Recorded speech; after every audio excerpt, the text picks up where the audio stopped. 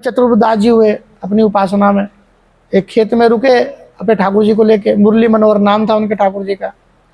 तो जब वो खेत में रुके तो देखे तो बहुत प्रेत थे उस खेत के अंदर, बड़ा परेशान करते थे लोगों को। अब वो जैसे अपने ठाकुर जी की आरती शुरू किए, बहुत प्रेत आके वहाँ खड़े हो गए। अब जैसे प्रेत आके खड़े हुए, आरती देके सबके सब मुक्त हो गए। अब कुछ बचे कुचे प्रेत रह गए जो उस समय वहाँ नहीं थे। फिर वो बाद में आए, उन्होंने कहा हमारी मुक्ति करो। तब बोले कि अब जो दूसरी आरती होगी तुम उसमें आ जाना, उसमें मुक्ति होगी। दूसरी आरती हुई, फिर उसमें वो भी मुक्त हो गए।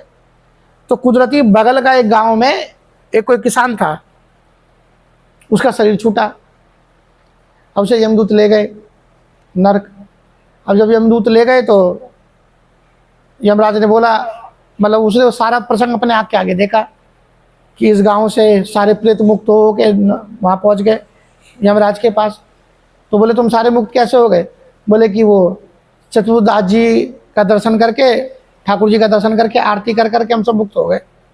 अब ये बात वो भी सुन रहा था, जो बगल के गांव का जो किसान था, वो भी नरक पहुंचा। तो यमराज ने कहा कि अरे उसको उठा लाए, ये आदमी वो नहीं, दूसरे आदमी को उठा के लाना है। अब यमदूत ने उसको छोड़ा, दूसरे को उठाया। अब जैसे उठा तो उसने होश में आती बोला बगल के गांव में ले चलो मेरे को। बोले क्या हुआ? बोले स्वामी चतुर्दास जी है।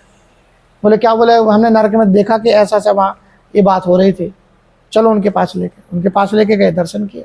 भगवान के भक्तों का संग करने से, भगवान की भक्ति करने से जीव प्रेत योनि में नहीं जाके भगवत धाम में जाता है। और जो कुछ बचा खुचा रहता है, कुछ कमी रह जाती है, तो भगवान कहते हैं भगवत गीता में, या तो उसको अंत समय में मैं याद कर लेता हूँ, कुछ उसकी घटी बड़ी रह जाती है तो मुझे याद नहीं कर पाता तो मैं याद कर लेता हूँ।